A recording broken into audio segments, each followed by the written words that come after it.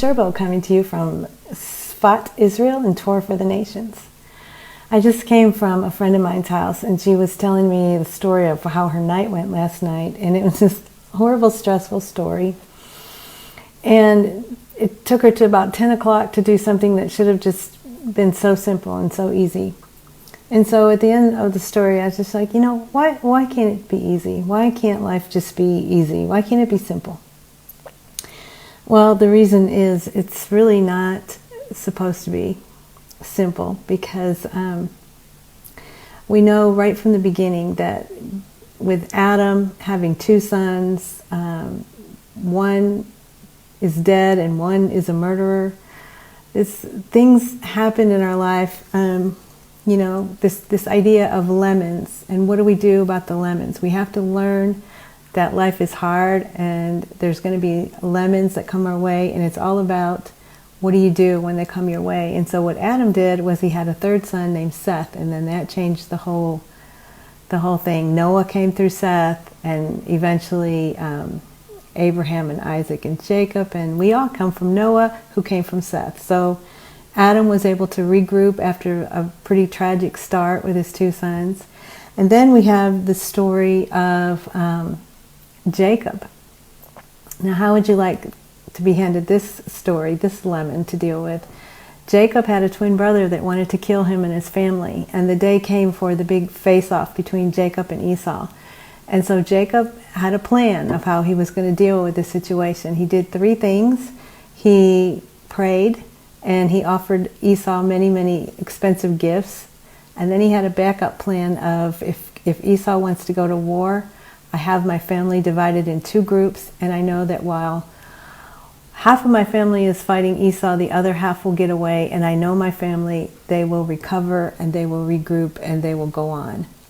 So in this story, this God's plan of the world, Israel, Jacob's family, named Israel, has gotten a role of, they were told that they were, in Numbers 23:9, it says, Israel is a nation dwelling alone, not reckoned among the nations. So basically what that's saying is you are going to be alone, and not reckoned means you're not going to be esteemed in any way, you're not going to be recognized, you are going to be mistrusted, rejected, suspected, discredited, questioned, disbelieved, not regarded or considered.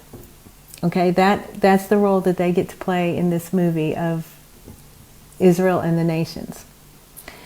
So they're going to, in other words, be handed one lemon after the other after the other. And so the plan is not that your life would just be easy and get no lemons. The plan is like, when you get these lemons, what are you going to do with them?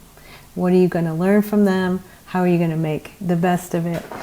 And so you're saying, wouldn't it have been nice, wouldn't it have been just easy if when Israel got its job to do from God, which they got on Mount Sinai, they had that marriage with God, they had that attachment with God, and they were supposed to bring this message to the whole world. And wouldn't it have been great and easy and simple if the nations had said, wow, how cool is that? Israel, wow, you received this message from God. Like, we are all ears. Like, please tell us, what does God want us to do? What is our role in this plan? Like, how do we accomplish this goal with you? Let's work together. Let's make this happen. Okay, so obviously that would have been too easy, and that didn't happen. Israel was destined to be the nation that dwelled alone and was not reckoned among the nations. And so this has been going on for thousands of years. I could give you in a nutshell the basic story. Isaiah calls Israel the suffering servant. He prophesies about the suffering servant. And the good news is, at the end of time, the heads of nations are going to just realize, they're going to see what has been going on with Israel all of these thousands of years, how Israel has a supernatural existence, and how God wants the nations to notice and to recognize what's going on with Israel, and then to come to terms with that and to start learning from Israel and learning what their role is, instead of, like Martin Luther, he said, the Jews are spiritually blind and surely possessed by all devils. And so it's just been this thing that has been going on right from the beginning. One lemon after the other lemon. We had a time that the Jews were told to build a house for God. And so that finally happened 400 years after they came out of the desert. In the reign of King Solomon, who was David's son, Solomon built a beautiful house for God. He said, this will be a house of prayer for all nations. So there was a time in the world of peace, but it was short-lived. It was 400 years, and then the Babylonians came. And when the Jews are attacked by somebody, they're never attacked by some little wimpy people. They are always attacked by the big world superpower of the day. So at that time, the Babylonians were taking over the whole world, and they kidnapped, they took all our children, Daniel, Shadrach, Meshach, and Abednego. You know the story. So they burnt down our house that we built for God. That the Jewish people had built this house, and it got burnt down, and they were in exile in Babylon. After that, the Persians took over the whole world. And the Persians had a prime minister named Haman. And Haman decided that the Jews and all their laws were very strange. And he thought they should all die. And this is our story of Queen Esther and our holiday of Purim. So Queen Esther was able to turn the whole plot on its head. And in the end, Haman was killed and the Jews were allowed to live. So we have the holiday of Purim. And shortly after that, we built the second house. Then the second house was defiled by the Greeks, and the Greeks came and defiled our house, and they also wanted to defile the Jewish women, and that didn't sit well with the Jewish men, and so there was a war with the Greeks. Shortly after the Greeks took over the world, the Romans took over the world. They destroyed our second temple. Okay.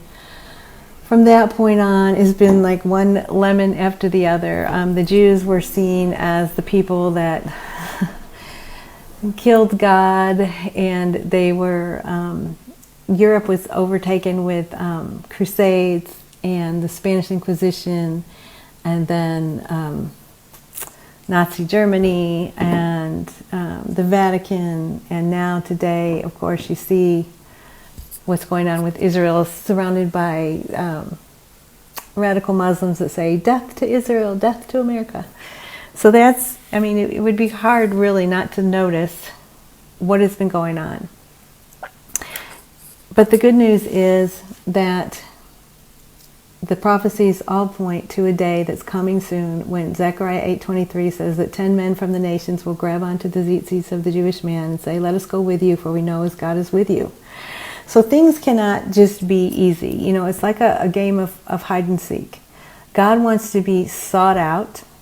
He's kind of hidden in plain sight, because God is light, and so where do you hide if you're light? So he's hiding, but yet he's here. He lives inside each of us, and he's here, and he has used this whole story and this whole history of the Jews to show himself to the world. And so the nations have a role in all this, and the role of the nations is to notice.